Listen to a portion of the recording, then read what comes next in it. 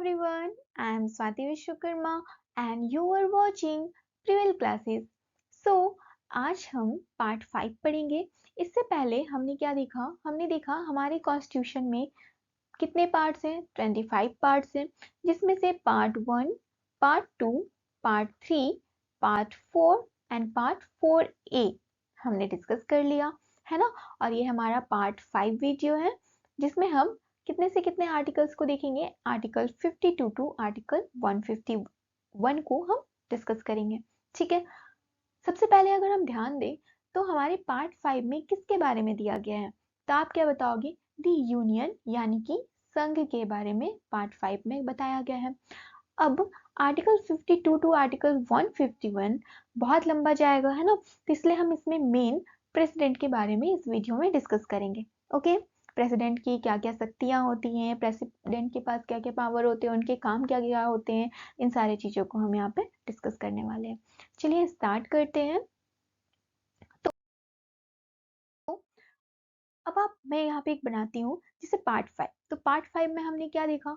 The union यानी कि हमने संघ देखा। कितने से कितने आर्टिकल में है? आर्टिकल 150, आर्टिकल 52 टू कितना हो गया? 151। ओके, फिर यहाँ पे हम देखेंगे मेनली हमारा फोकस रहेगा आज यूनियन एग्जीक्यूटिव। यूनियन एग्जीक्यूटिव इसमें कहाँ से कहाँ तक है? आर्टिकल 52 टू 78 तक है ना। और इसमें भी आप देखोगे तो यहाँ पे क्या हो जाएगा? हम मेनली प्रेसिडेंट के बारे में डिस्कस करेंगे। क्लियर है? ओके, सो यूनियन यानी कि संघ और यूनियन एग्जीक्यूटिव यानी कि संघीय कार्यपालिका। ठीक है, क्या हो गई? संघीय कार्यपालिका। ओके, कितने से कितने आर्टिकल तक है? आर्टिकल्स ध्यान में रखते हुए चलिएगा, आपको क्वेश्चन स्टिक करने में इजी होते हैं आंसर, है ना। तो आर्टिकल 52 टू 78। अब देखिए हमारी कंट्री डेमोक्रेटिक है ना, यानी कि हमारे यहाँ पे लोकतंत्र है। क्या है हमारा? लोकतंत्र है। अब लोकतंत्र है तो हमारे यहाँ कितने बॉडीज हैं? तो 3 बॉडीज है। एक क्या हो गई? लेजिस्लेचर, एक एग्जीक्यूटिव और एक जुडिशरी, है ना। लेजिस्लेचर जिन्हें हम लॉ मेकर कहते हैं, यानी कि विधान पालिका। अब ये विधान पालिका या तो आप लॉ मेकर किन्हें कहते हैं? जो हमारे लिए लॉ बनाते हैं, है ना, जो हमारे लिए कानून बनाते हैं। तो कौन बनाते हैं कानून? हमारी पार्लियामेंट, है ना। पार्लियामेंट यानी कि हमारी संसद हमारे लिए क्या बनाती है? पार्लियामेंट लॉ बनाती है, ठीक है। फिर आप देखोगे एग्जीक्यूटिव। अब इन्होंने जो लॉ बनाया है उन्हें एग्जीक्यूट करने का काम कौन करती है? हमारी विधान पालिका, कार्यपालिका, है ना। विधान पालिका क्या बनाती है? लॉ बनाती है, और कार्यपालिका क्या करती है? उसे एग्जीक्यूट करने का काम करती है। तो यहाँ पे हो गई एग्जीक्यूटिव मतलब कार्यपालिका। फिर हमारी जुडिशरी होती है यानी कि न्यायपालिका। अब इनका काम क्या होता है? इनका काम देखना होता है कि ये जो लॉ बनाए हैं, ये जो लॉ को फॉलो करवा रहे हैं, ये सही से करवा रहे हैं या नहीं करवा रहे, ये सारा देखने का काम इनका होता है, ठीक है। हमारा फोकस आज यहाँ पे रहेगा एग्जीक्यूटिव में। तो आप देखोगे यूनियन एग्जीक्यूटिव यानी कि लॉ इम्प्लीमेंटेशन का काम होता है इनका।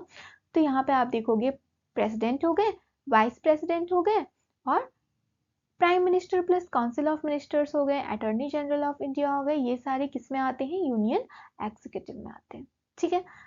प्रेसिडेंट की अगर बात करें हम, तो हमारे इंडिया में आप देखोगे 2 तरीके के हेड होते हैं, है ना। 2 तरीके के हेड होते हैं। एक क्या हो गए आपके? नॉमिनल हेड हो गए, है ना। और एक आपके क्या हो गए? रियल एग्जीक्यूटिव हेड, है ना। नॉमिनल क्या बोलेंगे? जिनके काम, जिनके नाम से सारा काम होता है। और रियल या एग्जीक्यूटिव जो एग्जीक्यूट करते हैं, वो रियल हो गए। जो काम करते कौन है? जैसे आप देखोगे प्रेसिडेंट, तो हमारे इंडिया में जो भी काम होता है वो प्रेसिडेंट के नाम से होता है, लेकिन करता कौन है ना। तो प्राइम मिनिस्टर करते हैं, तो हमारे क्या हो गए? रियल हेड हो गए, रियल एग्जीक्यूटिव हो गए। क्लियर है यहाँ तक? ओके, सो हम देखेंगे यहाँ पे आर्टिकल 52। तो आर्टिकल 52 हमें क्या कहता है कि there shall be a president of India who shall be the head of union executive. Article 52 हमें बताता है कि हमारे क्या होंगे? एक प्रेसिडेंट होंगे जो क्या होंगे? हेड होंगे हमारी यूनियन एग्जीक्यूटिव के। अब ये हेड कैसे होंगे? हमने पहले ही बताया मैंने आपको कैसे होंगे? नॉमिनल होंगे, है ना। मतलब इनके नाम से सारा काम होगा, लेकिन ये रियल पावर इनके पास नहीं होगी। क्लियर है? फिर आर्टिकल 53 क्या कहता है कि executive power of union shall vest in president and he will be the supreme commander of all defense forces. Article 52 क्या कहा कि हमारे हेड होंगे, ठीक है, जिनको हम क्या बोलेंगे, प्रेसिडेंट यानी कि राष्ट्रपति बोलेंगे, है ना, जिन्हें हम राष्ट्रपति कहेंगे। फिर आर्टिकल 53 कहता है कि ठीक है, उन्हें हम राष्ट्रपति कह दिए। अब क्या होगा कि ये जो राष्ट्रपति हैं, क्योंकि ये हमारे हेड हैं, इसलिए इनके पास जितनी भी सुप्रीम कमांडर की पावर है ये किनके पास होगी, इनके पास होगी। जैसे आर्मी हो गई, नेवी हो गई, डिफेंस हो गई, हमारी डिफेंस फोर्सेस जितनी भी हो गई, आर्मी, नेवी, एयर फोर्सेस, इन सब के ये क्या होंगे, कमांडर होंगे। अब हेड है भाई, तो हेड क्या करेगा, कमांड करेगा। और देश के लिए सबसे ज्यादा इंपॉर्टेंट क्या होती है, उनकी डिफेंस सिस्टम, है ना। तो डिफेंस को कमांड कौन करेंगे, आर्टिकल 53 के जरिए हमारे राष्ट्रपति जी। फिर आप देखोगे कि प्रेसिडेंट जो होते हैं ये होते हैं हेड हमारे कंट्री के, और प्रेसिडेंट हमारे क्या होते हैं, फर्स्ट सिटीजन ऑफ इंडिया भी आप क्या कहोगे, राष्ट्रपति यानी कि प्रेसिडेंट को कहोगे। फिर अगर मैं पूछूं तो सेकंड सिटीजन कौन होते हैं, तो आप क्या कहोगे, वाइस प्रेसिडेंट। वाइस प्रेसिडेंट यानी कि उपराष्ट्रपति, है ना। हमारे उपराष्ट्रपति जी हमारे क्या होंगे, सेकंड क्या होंगे, सेकंड सिटीजन होंगे। क्लियर है, ओके। देन हम आते हैं आर्टिकल 54 में। तो आर्टिकल 54 क्या कहता है कि हमने तो बता दिया 51 में, 52 में हमने बता दिया हैंड होंगे, 53 में हमने बता दिया कि जितने भी कमांड, जो भी हमारे डिफेंस फोर्सेस है उनके हेड, उनके भी वो क्या करेंगे, उनके कमांड करेंगे, उनके हेड होंगे।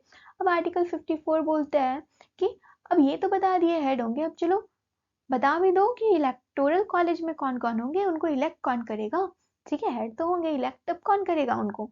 तो यहाँ आप देखोगे प्रेसिडेंट को जो इलेक्ट करते हैं, इलेक्टोरल कॉलेज मतलब एक ग्रुप, है ना, जिनको हम क्या बोलेंगे, इलेक्टोरल कॉलेज, जो प्रेसिडेंट के इलेक्शन में पार्टिसिपेट करते हैं, वो हो गए इलेक्टोरल कॉलेज के मेंबर्स। ओके, सब होंगे यहाँ पे कौन कौन, तो इलेक्टेड मेंबर ऑफ पार्लियामेंट होंगे, पार्लियामेंट में जो भी चुन करके गए हुए हैं, जो भी इलेक्ट हुए हैं, है ना, वो होंगे। Elected member of legislative assembly. अब लेजिस्लेटिव असेंबली आपको कहाँ पे देखने को मिलेगी, स्टेट, राज्य में देखने को मिलेगी, यानी कि विधानसभा।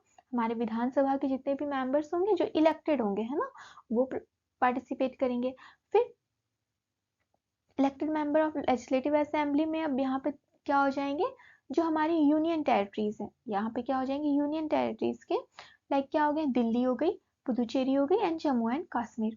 ओके, सो यहाँ पे क्लियर हो गया इलेक्टोरल कॉलेज में प्रेसिडेंट के कौन कौन होंगे, जो पार्लियामेंट हमारे संसद के इलेक्टेड मेंबर हो गए, इलेक्टेड मेंबर हमारे स्टेट के लेजिस्लेटिव असेंबली के हो गए, और इलेक्टेड मेंबर्स किसके हो गए, दिल्ली, पुदुचेरी एंड जम्मू एंड कश्मीर। तो आपने यहाँ पे क्या देखा कि प्रेसिडेंट के इलेक्शन में कौन से लोग पार्टिसिपेट करते हैं, जो इलेक्ट होकर के जानते हैं, है ना, जो चुनाव जीत करके जाते हैं, जो चुन करके जाते हैं, चुनाव जीत करके जाते हैं, वो पार्टिसिपेट करते हैं। Clear, okay. So nominated members president के इलेक्शन में पार्टिसिपेट नहीं कर सकते हैं। क्लियर है, नॉमिनेटेड, जिनको क्या, जैसे राष्ट्रपति क्या करते हैं, नॉमिनेट करते हैं ना, चयन करते हैं, है ना, तो वो सारे मेंबर्स नहीं पार्टिसिपेट कर सकते हैं।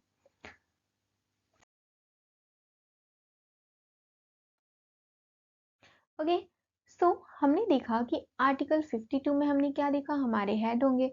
53 में हमने देखा कि जो हेड होंगे ये हमारे डिफेंस फोर्सेस के भी हेड होंगे।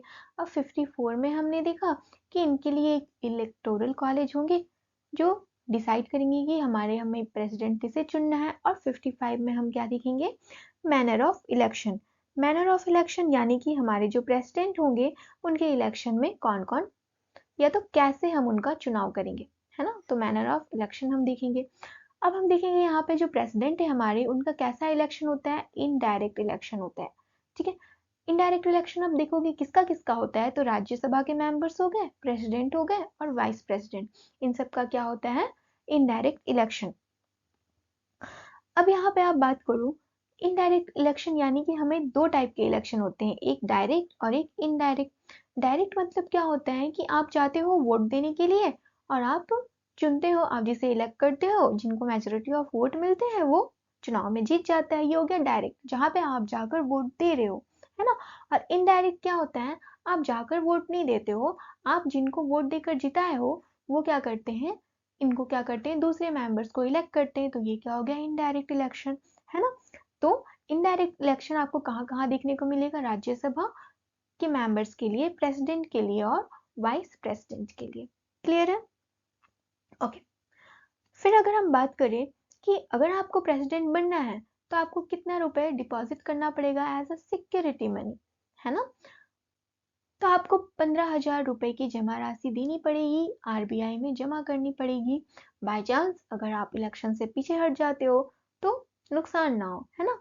बाय चांस आपने प्रेसिडेंट के लिए इलेक्शन बनने के लिए, प्रेसिडेंट के इलेक्शन में पार्टिसिपेट करने के लिए आपने मन बना लिया, फिर आपका मन किया नहीं भाई मुझे तो नहीं बनना, तो आप हट जाओगे पीछे।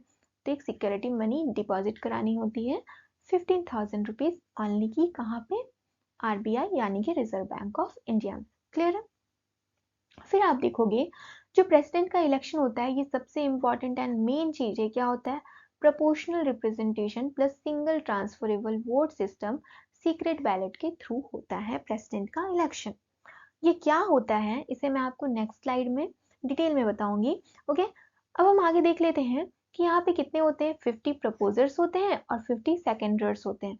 मतलब देखिए, अब जैसे आपके स्कूल में भी होता था ना, क्या होता था स्कूल में, आपके मॉनिटर के लिए कोई बंदा खड़ा हो रहा है तो इसमें से क्या बोलेगा, ये बोलेगा कि हम चाहते हैं कि ये क्या करे, ये मॉनिटर बने, ठीक है, ये मॉनिटर बने।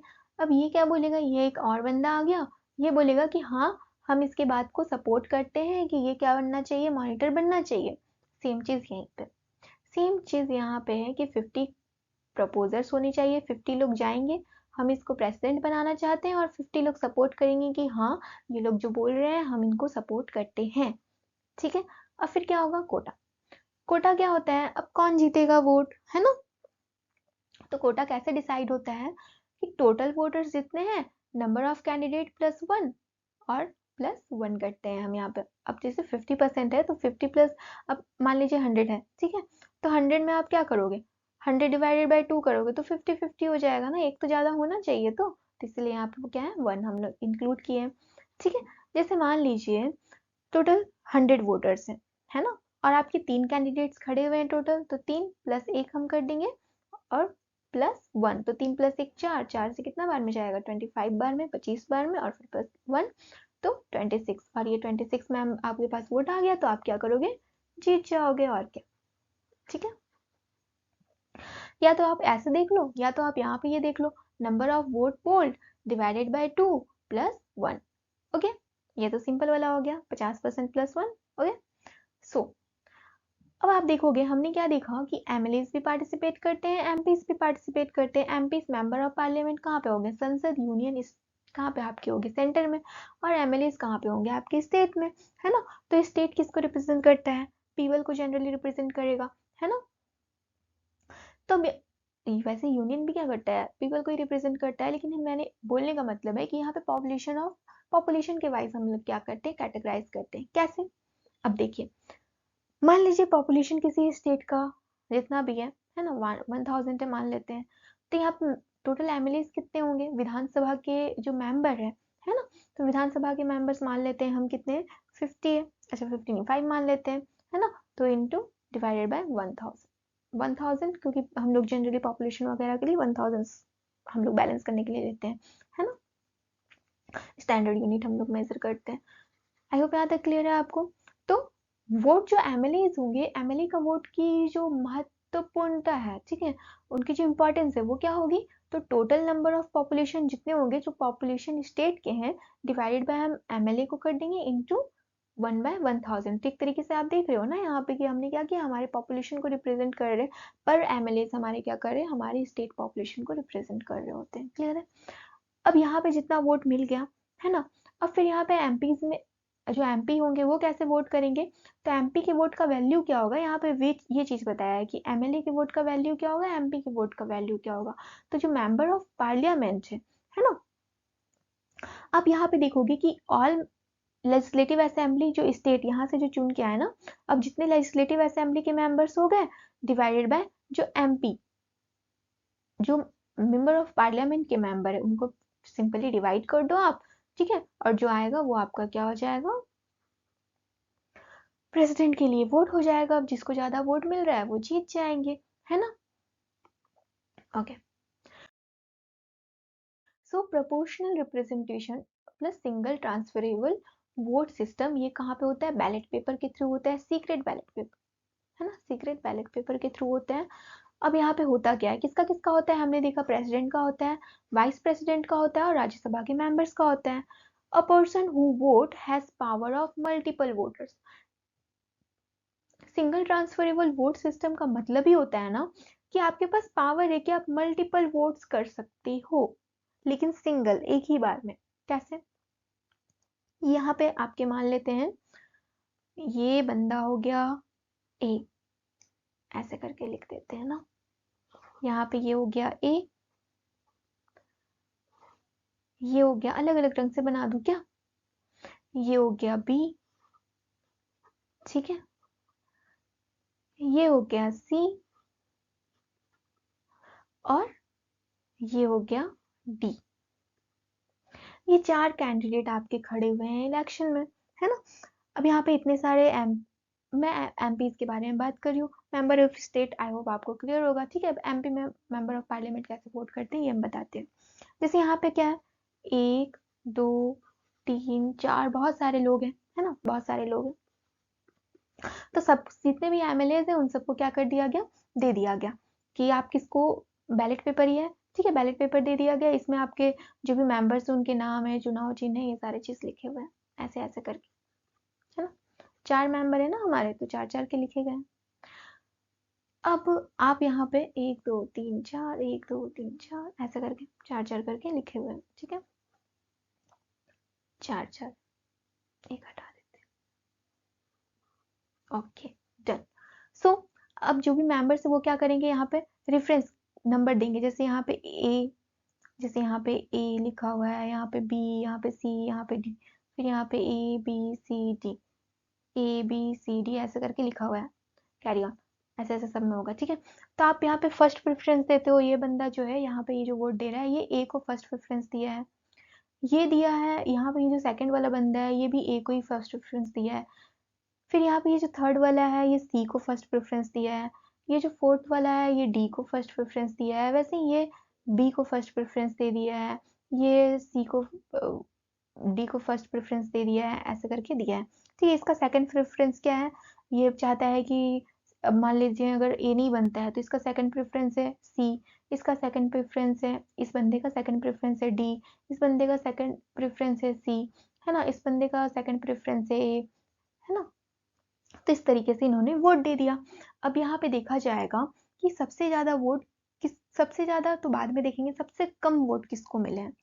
तो देखो भाई, सबसे कम वोट अगर देखें तो जिसको भी मिले, मान लेते हैं हम डी को मिले, ऐसे करके बहुत सारे हैं ना हमारे, तो डी को सबसे कम वोट मिले तो डी रेस से बाहर हो जाएगा।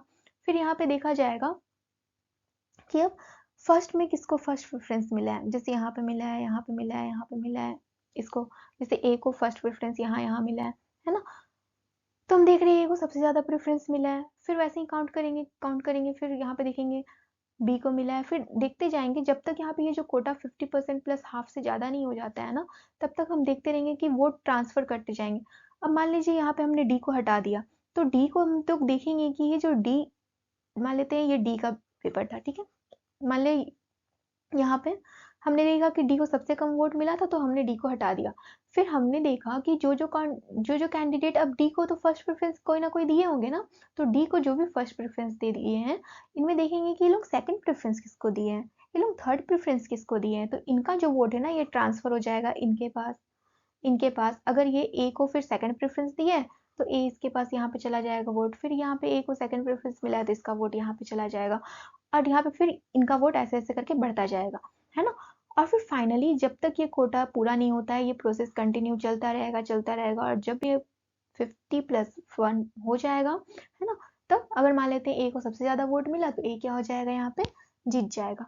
तो यहाँ पे क्या हो रहा है, आपको बैलेट पेपर दे दिया गया है, आप यहाँ पे अपने प्रेफरेंसेस चॉइसेस लिख रहे हो, और ऐसे ही अगर आप जिसको भी यहाँ पे लिखे हो वो इलेक्ट नहीं होता है, ठीक है, वो हट जाता है, रेस से बाहर हो जाता है। तो आपके ये जिस जिसने उनको वोट दिया था उनका प्रेफरेंस देखा जाएगा कि उन्होंने किसको किसको वोट दिया, और वो वोट दूसरे को ट्रांसफर हो जाएगा, वैसे अलग अलग मेंबर्स को ट्रांसफर हो जाएगा, और फिर ऐसे करके ये कंटिन्यू रहेगा। जब 50+1 का कोटा कोई पूरा कर लेता है तो वो जीत जाएगा इलेक्शन।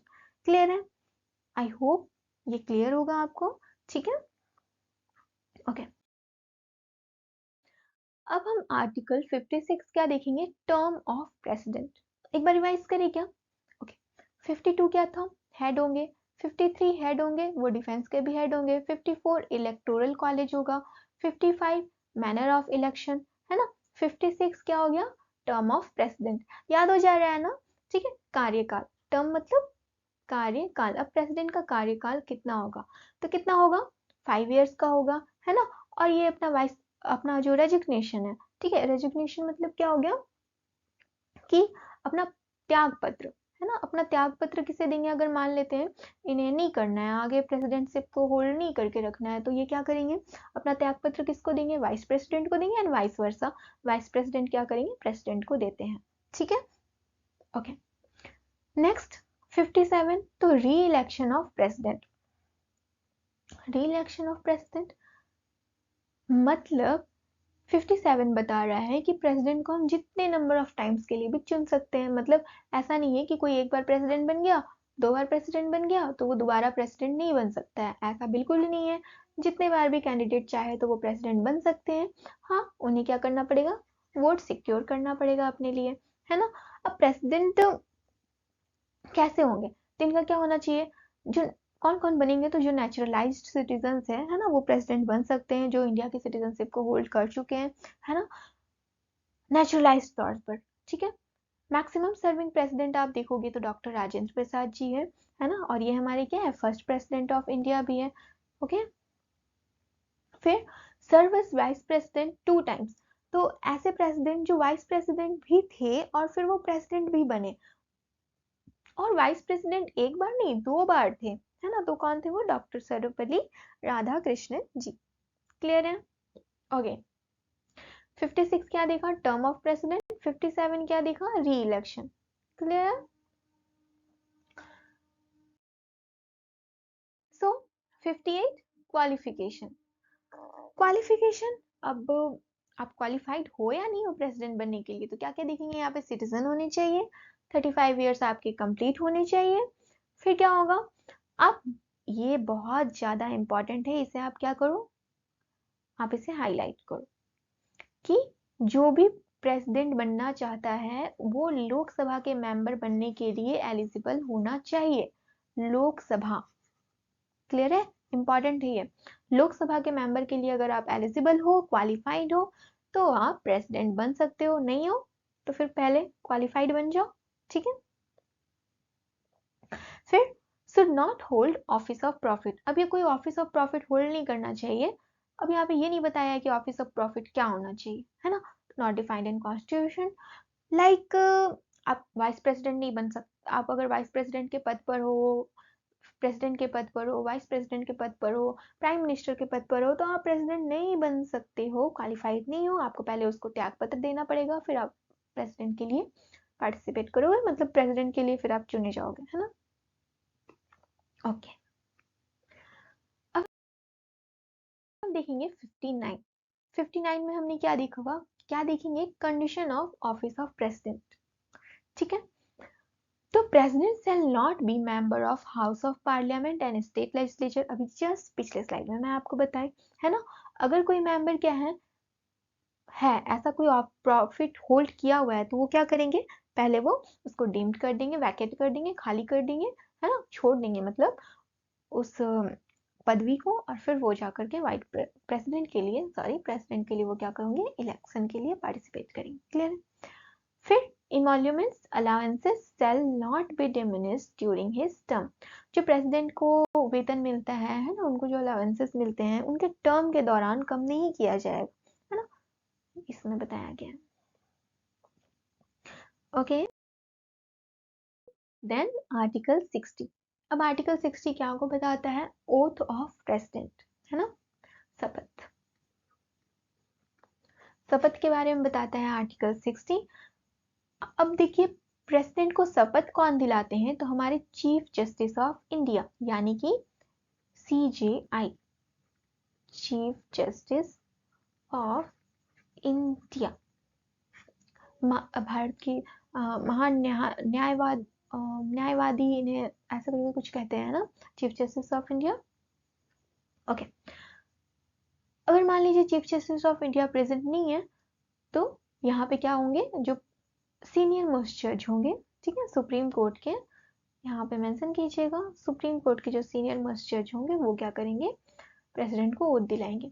ध्यान रखने वाली बात यहाँ पे ये है कि प्रेसिडेंट को ओथ यानी कि शपथ कौन दिलाते हैं, तो CJI, chief justice of India. लेकिन प्रेसिडेंट अपना त्यागपत्र किसको देते हैं, रेजिग्नेशन, तो वो किसको देते हैं, vice president, VP। Okay, so article 61, article 61 में अब प्रेसिडेंट को पहली बात तो आप हटा नहीं सकते हो उनके पोस्ट से, लेकिन एक कंडीशन है जहां पे प्रेसिडेंट को हटाया जा सकता है, और वो क्या प्रोसेस है, इम्पीचमेंट। इम्पीचमेंट यानी कि प्रेसिडेंट के रिमूवल का प्रोसेस है, उसे हम इम्पीचमेंट कहते हैं।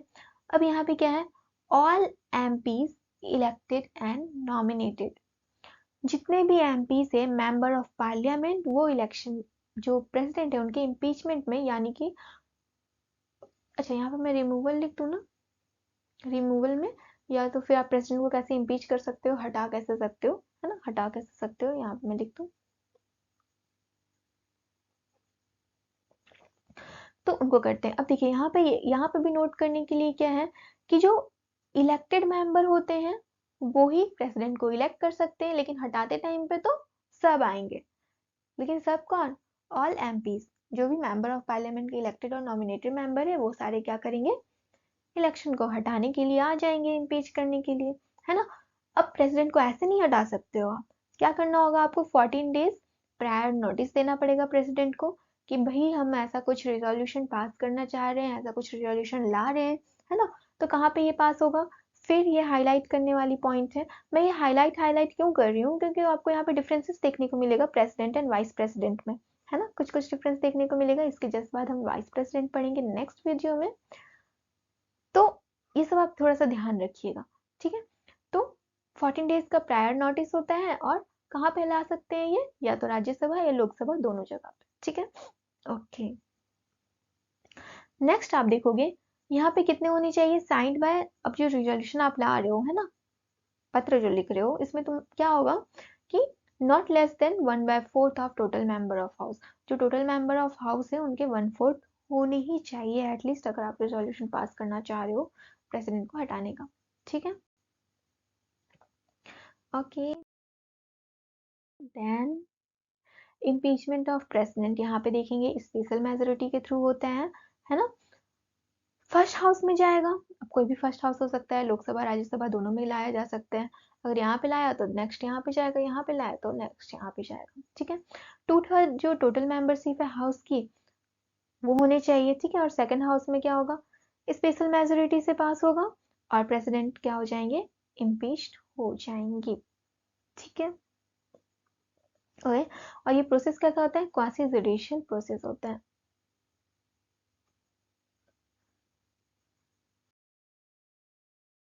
नेक्स्ट हम देखेंगे डिफरेंसेस, मैं आपको पहले ही बताई, क्या बताई मैं, कि MLAs जो होते हैं वो पार्टिसिपेट करते हैं प्रेसिडेंट के इलेक्शन में, है ना। MLAs जो होते हैं वो प्रेसिडेंट के इलेक्शन में पार्टिसिपेट करते हैं, लेकिन वो क्या में पार्टिसिपेट नहीं करते हैं, इम्पीचमेंट प्रोसेस में पार्टिसिपेट नहीं करते हैं। जो नॉमिनेटेड MPs होते हैं ये इलेक्शन में पार्टिसिपेट नहीं करते हैं, है ना, लेकिन ये नॉमिनी या तो इम्पीचमेंट में पार्टिसिपेट करते हैं। क्लियर है, okay. So here we are with article 62, तो हमने 52 से स्टार्ट किया और हम 62 कर चुके हैं। आई होप आपको 10 आर्टिकल याद हो गए होंगे, ठीक है। सो इलेक्शन टू फिल वैकेंसी, अब मान लीजिए वैकेंसी आ गई है, मतलब खाली हो गया है पोस्ट, प्रेसिडेंट या तो रेजिग्नेशन दे दिए हैं या तो वो बीमार है ना, तो इस कंडीशन में क्या होगा, सबसे पहले तो हम देखेंगे जो प्रेसिडेंट का टर्म होता है 5 साल के लिए होता है। अगर उससे पहले एक्सपायरी हो गया, यानी कि अगर डेथ हो गई है ना, वो रिजाइन कर दिया या इम्पीचमेंट प्रोसेस के थ्रू हटा दिया गया है, तो वाइस प्रेसिडेंट जो होते हैं वो एज अ प्रेसिडेंट वर्क करेंगे, है ना।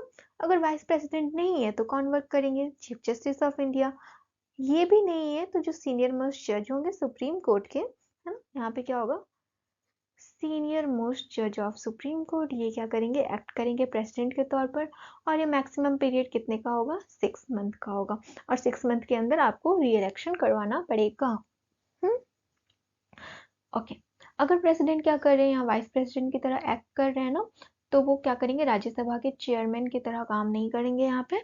वो सारा प्रेसिडेंट के पैसे, प्रेसिडेंट को जितना पेमेंट मिलता है, प्रेसिडेंट के पास जो भी अलाउंसेस होते हैं, वो सारे वाइस प्रेसिडेंट को मिलेंगे जब वो प्रेसिडेंट के तौर पर काम कर रहे होंगे। क्लियर? ओके। नेक्स्ट हमारा है रिवीजन टाइम। आई होप आपको याद होगा। चलिए चेक करते हैं कितना याद है। अगर याद नहीं है कोई बात नहीं, याद कर लेते हैं हम, है ना। क्या है? प्रेम, प्रेम तेरे QCO में इंटी। थोड़ा सा एक दो बार बोलो, याद हो जाएगा, है ना। क्या है? प्रेम तेरे QCO में इंटी, प्रेम तेरे QCO में इंटी। ओके। सो 52 प्रेसिडेंट, 53 एग्जीक्यूटिव, है ना, 54 election, 55 manner, 56 term, 57 re-election, 58 qualification, 59 condition, 60 oath and affirmation, 61 impeachment, and 62, what is 62? Time of holding election to fill vacancy. Clear है? ओके। सो आर्टिकल 52 क्या कहता है कि प्रेसिडेंट होंगे प्रेम, प्रेम तेरे क्यूशी ओमेंटी। ठीक है, प्रेम तेरे क्यूशी ओमेंटी। कितना अच्छा है राइमिंग। जल्दी जल्दी बार बार बोलिए, याद हो जाएगा। सो 52 क्या कहता है? प्रेसिडेंट होंगे इंडिया के। 53 कहता है एग्जीक्यूटिव पावर, जो यूनियन जो भी होगा एग्जीक्यूटिव पावर वो प्रेसिडेंट के कंट्रोल में होगा, है ना। 54 क्या होता है? इलेक्शन ऑफ प्रेसिडेंट होगा। 55 कैसे इलेक्शन होगा वो बताता है। 56 बताता है कितने टाइम के लिए प्रेसिडेंट रहेंगे। 57 बताता है कि उनकी एलिजिबिलिटी क्या होगी री इलेक्शन के लिए, है ना, अगर फिर से चुनाव हो रहा है तो। 58 क्या बताता है? क्वालिफिकेशन, आप बन सकते हो, कैसे बन सकते हो वो बताता है। 59 बताता है कि क्या क्या कंडीशन होगा प्रेसिडेंट के ऑफिस के टर्म के, है ना। 60 बताता है अब आप ओथ और अफर्मेशन शपथ लोगे। 60 क्या बताता है? इम्पीच कैसे किया जाएगा, प्रेसिडेंट को हटानेंगे कैसे, है ना। देखो याद रखना, 60 क्या बताता है कि भाई ओथ ले लो, और 61 क्या बताता है? हटो हटो हटो, है ना। 62 क्या बताता है? टाइम, हटा रहे हैं ना, फिर यहाँ पे क्या हो गया? Time for holding election to fill it vacancy. अब हटाएंगे तो वैकेंसी तो फिल करनी पड़ेगी ना, तो कितना टाइम है ना, कितना टाइम है? With in 6 month. ओके। अब आप देखेंगे power and function of president, है ना। तो प्रेसिडेंट के एग्जीक्यूटिव पावर होते हैं, फाइनेंशियल पावर होते हैं, इमरजेंसी पावर होते हैं, डिप्लोमेटिक पावर होते हैं, लेजिस्लेटिव पावर होते हैं, मिलिट्री पावर होते हैं, और जुडिशियल पावर होते हैं। एग्जीक्यूटिव कार्यपालिका, है ना, कार्य करने का। फाइनेंशियल वित्तीय, है ना, वित्तीय क्या पावर होते हैं। इमरजेंसी, इमरजेंसी आप क्या बोलोगे? कोई इमरजेंसी में जो भी होता है उसमें क्या पावर होंगे? डिप्लोमेटिक हो गया, लेजिस्लेटिव विधान कैसे लॉ वगैरह से रिलेटेड है, मिलिट्री के हेड कैसे होंगे, जुडिशियली न्यायपालिका से रिलेटेड कैसे होंगे, तो इन सबको हम आगे डिस्कस करते हैं। चलिए सो एग्जीक्यूटिव पावर की बात करें, हाइलाइटर आई थिंक बेस्ट है। ओके। सो एग्जीक्यूटिव पावर की अगर हम बात करेंगे तो यहाँ पे जो भी काम होगा वो किनके नाम से होगा? प्रेसिडेंट के नाम से होगा, है ना। भाई काम तो सारा प्रेसिडेंट के नाम से होगा, लेकिन काम करेंगे कौन? प्राइम मिनिस्टर, है ना। फिर अपॉइंट क्या क्या करते हैं प्रेसिडेंट, किनको किनको अपॉइंट करते हैं, ये सारे एग्जीक्यूटिव पावर्स हम पढ़ रहे हैं ना। प्राइम मिनिस्टर को करते हैं, अदर मिनिस्टर्स को करते हैं प्राइम मिनिस्टर की एडवाइस पे। फिर हमारे चीफ जस्टिस को करते हैं, जो जजेस होते हैं सुप्रीम कोर्ट के, हाई कोर्ट के, उनको करते हैं। अटॉर्नी जनरल को करते हैं, controller and auditor general of India को करते हैं। मेंबर ऑफ यूपीएससी हो गए, यूनियन पब्लिक सर्विस कमीशन हो गए, है ना। चीफ इलेक्शन कमीशन हो गए, फिर other member of election commission, governor, member of finance commission, है ना, एक्सेट्रा। इन सब के मेंबर्स को अपॉइंट करते हैं। फिर आप देखोगे कि ये क्या कर सकते हैं प्रेसिडेंट, प्राइम मिनिस्टर से इंफॉर्मेशन ले सकते हैं कि भाई क्या क्या काम हो रहा है बताइए हमें, है ना।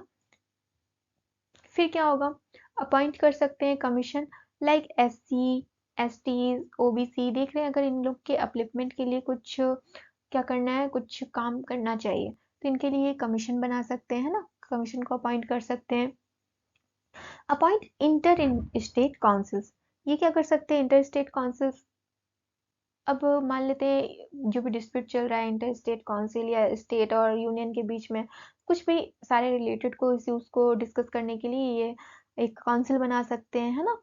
फिर डायरेक्टली एडमिनिस्टर यूनियन टेरिटरीज, आप देखोगे कि प्रेसिडेंट क्या करते हैं, या तो लेफ्टिनेंट गवर्नर्स होते हैं, है ना, या फिर एडमिनिस्ट्रेटर्स होते हैं जो क्या करते हैं, प्रेसिडेंट को हेल्प करते हैं, और प्रेसिडेंट इनको थ्रू डायरेक्ट यूनियन टेरिटरीज में क्या करते हैं, कंट्रोल करते हैं, है ना। फिर आप देखोगे can declare any area as scheduled area, scheduled area किसी भी एरिया को डिक्लेयर कर सकते हैं। शेड्यूल्ड एरिया यानी कि आपको अब कुछ प्रिविलेजेस मिलेंगे, है ना, कुछ बेनिफिट्स मिलेंगे, तो उनको हम शेड्यूल एरिया बोलते हैं। जो अति पिछड़ा एरिया है, उनके अपलिफ्टमेंट के लिए ज़रूरत है कुछ विशेष ध्यान देने की, है ना। तो इन सारी चीज़ों को यहाँ पे देखेंगे।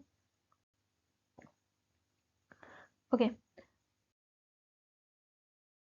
so here we are going to talk about legislative power, है ना।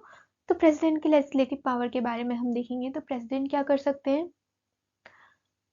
बुला सकते हैं या तो रद्द कर सकते हैं, क्या को, पार्लियामेंट को, है ना। एंड डिसॉल्व लोकसभा, और लोकसभा को डिसॉल्व भी कर सकते हैं, यानी कि भंग कर सकते हैं, है ना। डिसॉल्व करना मतलब भंग करना, लोकसभा को भंग भी कर सकते हैं।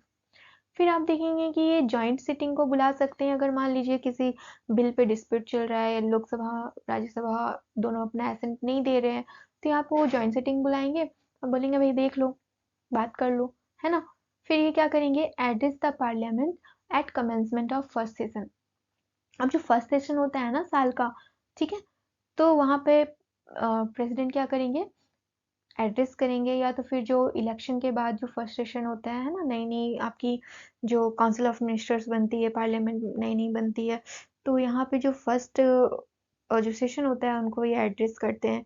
फिर अपॉइंट किस, लोकसभा और राज्यसभा में प्रिसाइडिंग ऑफिसर को या क्या करते हैं, अपॉइंट करते हैं। अगर कोई मान लीजिए प्रिसाइडिंग ऑफिसर नहीं है यहाँ पे, या तो फर्स्ट प्रिसाइडिंग ऑफिसर मान लीजिए, जैसे कि अभी आपका नया नया चुनाव हुआ है ना, और यहाँ पे अभी कोई डिक्लेयर नहीं हुआ है, कोई चुनाव नहीं हुआ है कि कौन आपके प्रिसाइडिंग ऑफिसर होंगे। प्रिसाइडिंग ऑफिसर इन केस, जैसे आप लोकसभा में देखोगे स्पीकर होते हैं, है ना, और आप राज्यसभा में क्या देखोगे, चेयरमैन होते हैं, है ना। तो इनको वो क्या करते हैं, अपॉइंट कर सकते हैं।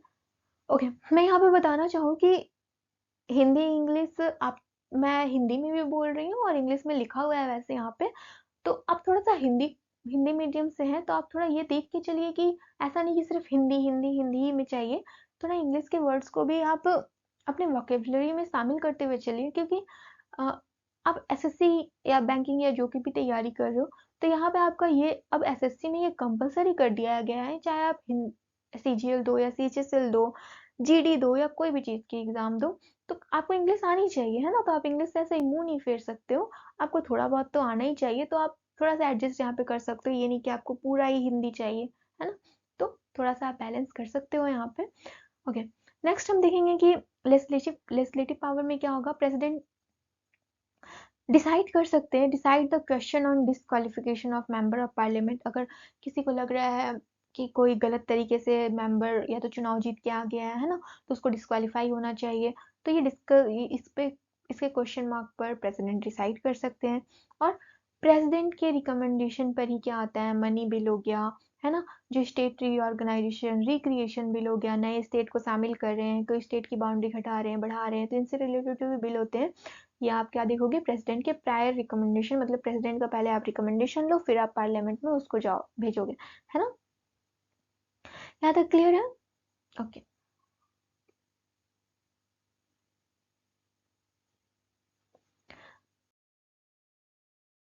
फिर हम देखेंगे प्रोमिलगेट ऑर्डिनेंस।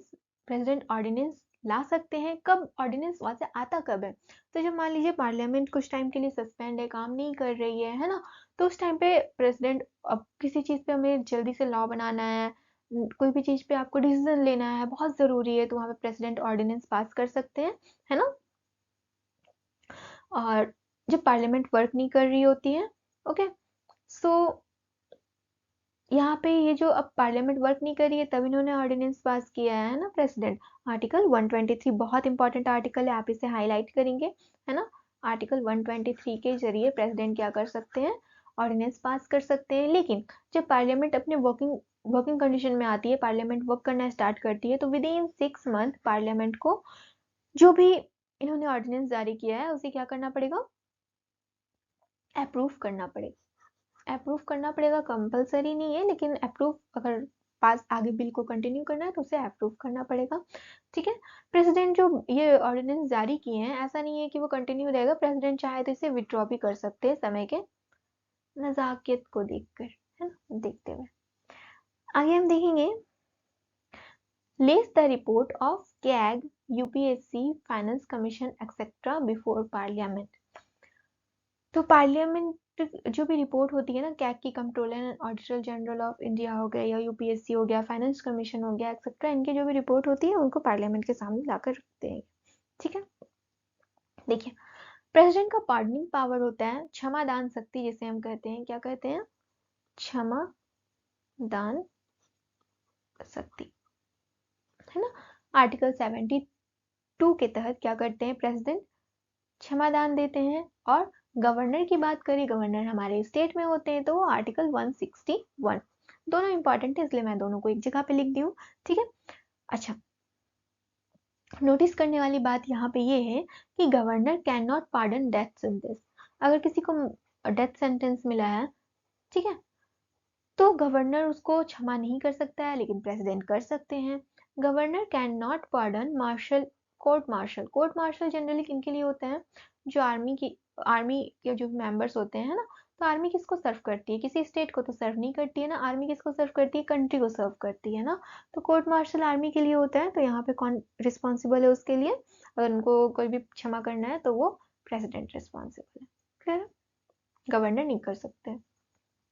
अब देखिए, पार्डन क्षमा दे सकते हैं, यानी कि remove the sentence from all punishment, मतलब मान लीजिए कोई भी, किसी को अगर कोई भी आपको क्या मिला है, पनिशमेंट मिली है ना, सजा मिली है, तो आपके जो प्रेसिडेंट होते हैं उनके पास पावर होता है कि वो आपकी सजा को पूरी तरह खत्म कर सकते हैं, रिमूव कर सकते हैं, एक तरीके से हटा सकते हैं, ठीक है। रिप्राइव मतलब क्या होता है कि कुछ टाइम के लिए पेंडिंग कर सकते हैं, कुछ टाइम के लिए उसको निलंबित करना, है ना, रिप्राइव, निलंबित कर सकते हैं उसको कुछ टाइम के लिए, ठीक है। फिर रिमिशन क्या होता है कि reduce amount of sentence without changing character. मान लीजिए आपको 10 साल का कठोर कारावास मिला है, आपको नहीं किसी और को, है ना, तो उसे घटा करके वो कितने कर सकते हैं, 5 साल का कर सकते हैं, 2 साल का कठोर कारावास। कारावास तो करना ही पड़ेगा आपको, लेकिन टाइम कम कर दिए, है ना, उसको रिमिशन बोलेंगे। रेस्पाइट क्या हो गया, लेसर सेंटेंस। मान लीजिए अब यहाँ पे कोई प्रेग्नेंट वुमेन हो गई, या तो ऐसा कुछ कंडीशन होता है, तो यहाँ पे क्या कर सकते हैं उनको, उनको कोई भी पनिशमेंट मिला है, मान लीजिए डेथ सेंटेंस मिला है, तो उनको क्या बोलेंगे आपको, ठीक है, लाइफ टाइम इम्प्रिजनमेंट करना पड़ेगा, ठीक है। तो इस टाइप से कुछ कम कर सकते हैं सेंटेंस को, जो भी है उसको घटा सकते हैं। फिर कम्यूटेशन क्या होता है कि सब्स्टिट्यूट पनिशमेंट, मतलब आपको कोई भी पनिशमेंट मिला है तो उसके बदले में आपको दूसरा पनिशमेंट दे सकते हैं, ठीक है, क्लियर है, ओके। सो अब हम देखेंगे फाइनेंशियल पावर, है ना। तो फाइनेंशियल पावर, वित्तीय शक्तियां क्या होती है प्रेसिडेंट की, तो आप देखोगे मनी बिल जो है उसे प्रेसिडेंट के विदाउट प्रायर अप्रूवल के हम पार्लियामेंट में इंट्रोड्यूस नहीं कर सकते हैं। दूसरा क्या हो गया कि जो एनुअल फाइनेंशियल स्टेटमेंट होता है ना, जिसे हम क्या कहते हैं, बजट कहते हैं, है ना, तो he cause to be late before the parliament. इसे पार्लियामेंट में पेश करने से पहले प्रेसिडेंट के पास आपको दिखाना पड़ेगा, है ना, अप्रूवल लेनी पड़ेगी। फिर क्या हो गया, he can make advance out of contingency fund of India. जो आपकी कॉन्टिजेंसी फंड होती है ना, उससे क्या कर सकते हैं, ये एडवांस आउट कर सकते हैं, कुछ पैसे निकाल सकते हैं, है ना, कोई भी अनफॉर्चुनेट जो नहीं घटने वाली घटना के लिए, है ना, आकस्मिक जो घटना होती है उन सब से बचने के लिए कॉन्टिजेंसी फंड से आपके कुछ एडवांस आउट कर सकते हैं। फिर यहाँ पे क्या हो गया कि ही कॉन्स्टिट्यूट अ फाइनेंस कमीशन, वो एक फाइनेंस कमीशन बनाते हैं एवरी 5 ईयर, है ना, रिकमेंड करने के लिए रिवेन्यूज वगैरह के बारे में। तो फाइनेंस कमीशन के बारे में कौन से आर्टिकल में दिया हुआ है, तो आर्टिकल आप क्या कहोगे, 280। ओके, फिर हम देखेंगे जुडिशियल पावर्स, न्यायिक शक्तियां क्या होती है। तो प्रेसिडेंट क्या कर सकते हैं, चीफ जस्टिस एंड अदर जजेस को सुप्रीम कोर्ट, हाई कोर्ट के उनको इलेक्ट करते हैं। आर्टिकल 143 क्या कहता है, he can seek advice from supreme court. अब प्रेसिडेंट को मान लीजिए किसी चीज पे डिस्कस करना है ना, सुप्रीम कोर्ट के जज की आपको सहायता चाहिए, तो प्रेसिडेंट उनसे बोल सकते हैं कि हाँ आपकी क्या राय है इस चीज में, है ना। लेकिन प्रेसिडेंट उसे मानने के लिए क्या है, बाध्य नहीं है। प्रेसिडेंट उनसे पूछेंगे कि आपकी क्या राय है, वो बताएंगे, ठीक है आप सुन लिए, फिर प्रेसिडेंट अपने मन से जो चाहे डिसीजन ले सकते हैं। फिर आप देखोगे डिप्लोमेटिक पावर, है ना, तो यहाँ पे जो इंटरनेशनल ट्रीटीज हो गई, है ना, अंतरराष्ट्रीय संधियां हो गई, एग्रीमेंट्स हो गए, उनको कैसे नेगोशिएट करना है, ठीक है, और वो सब जो भी है वो किनके नाम से होगा, प्रेसिडेंट के नाम से होगा। वो सेंड कर सकते हैं और रिसीव कर सकते हैं जो डिप्लोमेट्स हैं, लाइक एम्बेसडर हो गए आपके, हाई कमिश्नर्स हो गए, इनको दूसरे कंट्री में, है ना, या तो यहाँ पे जो भी दूसरे कंट्री के इंडिया में एम्बेसडर वगैरह आएंगे तो वो प्रेसिडेंट को एड्रेस करेंगे पहले, ठीक है। फिर आप देखोगे मिलिट्री पावर, मिलिट्री पावर क्या क्या होती है, तो सुप्रीम कमांडर होते हैं, हमने सबसे पहले ही देखा था। आर्टिकल कौन सी आर्टिकल बताइए, चलिए आर्टिकल 53 हमने देखा ना। फिर अपॉइंट करते हैं चीफ ऑफ आर्मी को, नेवी, एयरफोर्स, है ना, डिक्लेयर वॉर को डिक्लेयर करते हैं, कंक्लूड करते हैं, शांति संधि हो गया, ये सारे चीज को प्रेसिडेंट ध्यान में रखते हैं, ठीक है। फिर क्या देखेंगे हम,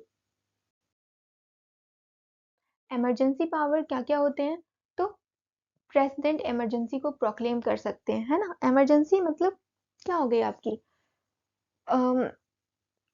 इमरजेंसी को अगर आप बात करो तो जैसे नेशनल इमरजेंसी होती है, कॉन्स्टिट्यूशनल इमरजेंसी होती है, और एक फाइनेंशियल इमरजेंसी होती है ना। अब नेशनल इमरजेंसी ये बहुत इंपॉर्टेंट टॉपिक है, ये आप याद रखोगे। National emergency article 352, constitutional emergency आपकी आर्टिकल 356 हो गई, और फाइनेंशियल इमरजेंसी आर्टिकल 360, ठीक है। अब नेशनल इमरजेंसी कब लगती है, अच्छा मैं तभी से यहाँ पे सोच रही हूँ हिंदी क्या होगा इमरजेंसी का, ठीक है, अब मुझे याद आ गया। तो इमरजेंसी यानी कि क्या होगा, आपातकाल, है ना। तो यहाँ पे आपका क्या होगा, नेशनल इमरजेंसी, यानी कि आपका पूरे नेशन वाइज जब भी कुछ इमरजेंसी होती है, लाइक कहीं वॉर लाइक सिचुएशन है, एग्रेशन चल रहा है, आर्म रिवेलियन हो रहा है ना, तो यहाँ पे आपकी नेशनल इमरजेंसी लगाई जाती है आर्टिकल 352 के तहत, ठीक है। कॉन्स्टिट्यूशनल इमरजेंसी कब होता है, जब आपका कोई स्टेट, मान लेते हैं स्टेट अच्छे से रूल नहीं कर रहा है ना, तो यहाँ पे गवर्नर क्या बोलेगा, गवर्नर प्रेसिडेंट को बोलेगा भाई देखो अच्छा से काम हो नहीं रहा है स्टेट में, और गवर्नर बोलेगा कि अब अपना चार्ज ले लो आप इस पे स्टेट का। तो यहाँ पे जो हमारे प्रेसिडेंट जी होते हैं वो क्या करते हैं, स्टेट का चार्ज ले लेते हैं, और यहाँ पे क्या होता है, इसको हम प्रेसिडेंट रूल कहते हैं, ठीक है। इसे हम क्या कहते हैं, प्रेसिडेंट रूल कहते हैं। और यहाँ पे प्रेसिडेंट के बिहाफ में गवर्नर डायरेक्ट कंट्रोल को संभालते हैं, ठीक है। फिर आप देखोगे फाइनेंशियल इमरजेंसी आर्टिकल 360 में होता है। अगर मान लीजिए श्रीलंका का हालत हुआ था ना अभी कुछ दिन पहले, क्या हुआ था, फाइनेंशियल क्राइसिस आ गई थी, दाम वगैरह बहुत ज़्यादा बढ़ गए थे, है ना, ये सारी चीज़ें हो गई थी। तो वैसी कंडीशन में फाइनेंशियल इमरजेंसी को डिक्लेयर किया जाता है आर्टिकल 360 के तहत, है ना। तो कितने टाइप की इमरजेंसी होती है हमारी? 3 इमरजेंसी होती है। एक नेशनल इमरजेंसी आर्टिकल 352, एक होती है कॉन्स्टिट्यूशनल इमरजेंसी जिसे हम प्रेसिडेंट रूल कहते हैं आर्टिकल 356, और एक होती है फाइनेंशियल इमरजेंसी जिसे हम आर्टिकल 360 में डील करते हैं। ध्यान देने योग्य बात यह है कि हमारे इंडिया में फाइनेंशियल इमरजेंसी आज तक कभी भी नहीं लगी है, ठीक है। फिर जो यहाँ पे फिर हम देखेंगे कि नेशनल इमरजेंसी, तो फर्स्ट इमरजेंसी जो नेशनल इमरजेंसी थी वो 1962 में लगी थी, जब चाइनीज एग्रेशन हो रहा था, चाइना के साथ वॉर हो रही थी इंडिया की। सेकेंड इमरजेंसी 1971 में लगी थी, इंडो पाक वॉर के बाद, इंडो पाक वॉर के टाइम पे, है ना। और थर्ड इमरजेंसी 1975 में इंटरनेशनल डिस्टर्बेंस वगैरह की वजह से नेशनल इमरजेंसी को लगाई गई थी, ठीक है। ओके, सो आगे हम देखेंगे वीटो पावर। ये तो बहुत इंपॉर्टेंट है ना। वीटो पावर क्या होता है? आप बहुत सुनोगे वीटो पावर, वीटो पावर मतलब प्रेसिडेंट को मना करने का अधिकार है, और मना कर मतलब प्रेसिडेंट नहीं चाहता है कि कोई भी चीज पास हो, ऐसा कुछ हो जाए, तो प्रेसिडेंट क्या करता है, उसको रोक के रखने का जो पावर होता है ना, उसको हम वीटो पावर कहते हैं। तो ये क्या होता है? एब्सोल्यूट वीटो होता है, ठीक है। क्वालिफाइड वीटो होता है, सस्पेंसिव वीटो होता है, और पॉकेट वीटो होता है। एब्सोल्यूट वीटो मतलब प्रेसिडेंट क्या किया, पूरे तरीके से मना कर दिए, withhold of assent to the bill passed by legislature. जो लेजिस्लेचर ने बिल पास किया उसको तो पूरा ही मना कर दिए, उसको एब्सोल्यूट वीटो की नहीं हो ही नहीं सकता, है ना। क्वालिफाइड वीटो क्या होता है कि प्रेसिडेंट क्या करते हैं, सेंड बैक कर देते हैं वापस, जो लेजिस्लेचर से कुछ भी आया है उसको वापस भेज देते हैं, और लेजिस्लेचर यहाँ पे क्या करते हैं, फिर उसमें अगर कुछ सुधार करना है तो उसको सुधार करते हैं, और फिर उसको पहले जितनी मेजोरिटी से पास हुई थी उससे ज्यादा मेजोरिटी से पास करवाना होता है यहाँ पे। ये क्या है? क्वालिफाइड। क्वालिफाइड से आप याद रखोगे कि क्वालिफाइड मेंबर्स को, क्वालिफाइड मेंबर्स चाहिए, मतलब जितने पहले थे उससे ज्यादा मेंबर्स चाहिए, है ना, क्वालिफाइड वीटो। सस्पेंसिव वीटो में क्या करते हैं, प्रेसिडेंट वापस से भेज देते हैं बिल को, और फिर यहाँ पे जो लेजिस्लेचर होती हैं उनको क्या करते हैं, मेजोरिटी से पास करना होता है। लेकिन यहाँ पे सस्पेंसिव वीटो में प्रेसिडेंट क्या करते हैं, लेजिस्लेचर के पास वापस से भेज देते हैं। लेजिस्लेचर चाहे तो इसमें सुधार कर सकते हैं, नहीं चाहे तो वो नहीं सुधार करेंगे, लेकिन अगर फिर से प्रेसिडेंट के पास भेज रहे हैं वो, तो यहाँ पे प्रेसिडेंट को साइन करना ही पड़ेगा, अपना एसेंट देना ही पड़ेगा। समझ में आया क्वालिफाइड वीटो और सस्पेंसिव वीटो में डिफरेंस? पॉकेट वीटो क्या होता है भाई, अब मुझे इस पे डिस्कस ही नहीं करनी है ना, जो बिल आप भेजो एकदम काम का नहीं है, मतलब सही नहीं है, ठीक है, तो यहाँ पे प्रेसिडेंट क्या करते हैं, पॉकेट वीटो यूज करते हैं, मतलब पॉकेट पे रख लिए, अब तुम जाओ, अब कुछ नहीं बोलना, ठीक है। तो 1996 में क्या हुआ था, ज्ञानी जेल सिंह जी थे, है ना, तो इन्होंने क्या किया था, पोस्टल बिल जो आई थी हमारी डाक डाकघर या तो जो डाक सर्विस को लेकर के जो है, तो उसके उसके ये पे उसके लिए पॉकेट वीडियो का यूज किया था 1986 में, है ना, मतलब उस पे कोई रिएक्शन ही नहीं देना, है ना, उसको पॉकेट वीडियो। चलिए, अब इतने सारे को तो हमने देख लिया, अब हम ये देख लेते हैं कि हमारे प्रेसिडेंट कौन कौन हुए। मैं आपको यहाँ पे ये बता दूं कि प्रेसिडेंट स्पेशली कौन कौन से प्रेसिडेंट कब से कब तक है, उनका कार्यकाल क्या है, आपको यही प्लेलिस्ट में आप जाओगे तो वहाँ पे स्पेशल आपको एक डिटेल्ड वीडियो मिल जाएगी प्रेसिडेंट की, लिस्ट कब से कब तक है, क्या क्या हुआ, तो सिर्फ प्रेसिडेंट के बारे में बताया, उनके नाम वगैरह कैसे याद करना है उनके बारे में मैं वहाँ पे डिस्कस की हूँ। तो अगर आपको याद करनी है तो आप वो वीडियो को रेफर कर सकते हो, यही प्लेलिस्ट में आपको मिल जाएगी। और यहाँ पे बस हम एक बार रिव्यू कर लेते हैं, एक बार देख लेते हैं, है ना। तो फर्स्ट प्रेसिडेंट हमारे कौन थे, डॉक्टर राजेंद्र प्रसाद जी थे, फिर डॉक्टर सर्वपल्ली राधाकृष्णन जी थे, डॉक्टर जाकिर हुसैन हो गए, फिर वरागिरी वेंकटगिरी हो गए, है ना। फिर यहाँ पे आप देखोगे नीलम संजीव रेड्डी जी, ज्ञानी जेल सिंह जी जिन्होंने पॉकेट वीडियो यूज किए थे, है ना। फिर आप देखोगे रामास्वामी वेंकट रमन, है ना।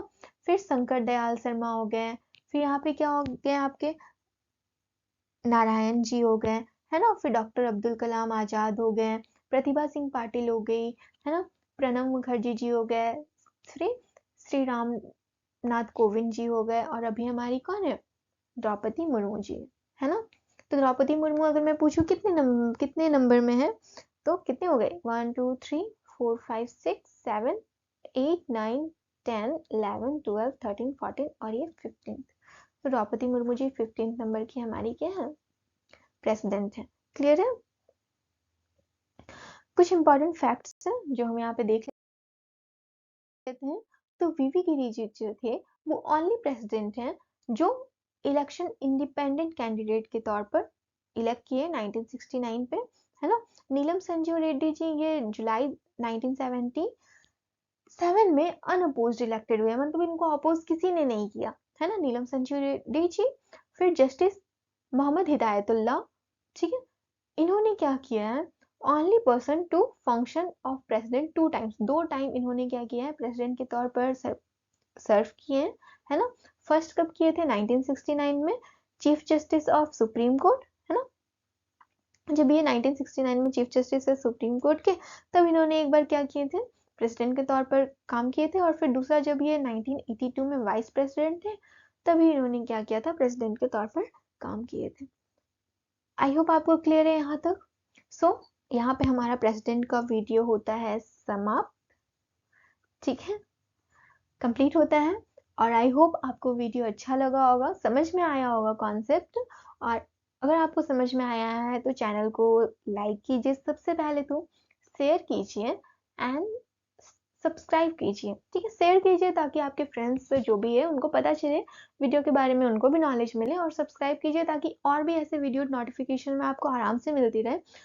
ये क्योंकि पॉलिटी की सीरीज चल रही है, इसके बाद हमारी बायोलॉजी की सीरीज चलेगी, अलग अलग ऐसे मैं सीरीज लेकर आऊंगी। तो आप कंटिन्यू रहने के लिए और ऐसे नॉलेज को लेने के लिए जो आपके एग्जाम पॉइंट से पूरे रेलिवेंट है ना, तो आप चैनल को सब्सक्राइब कीजिए ताकि आपको ऐसी और वीडियो मिलती रहे। Thank you.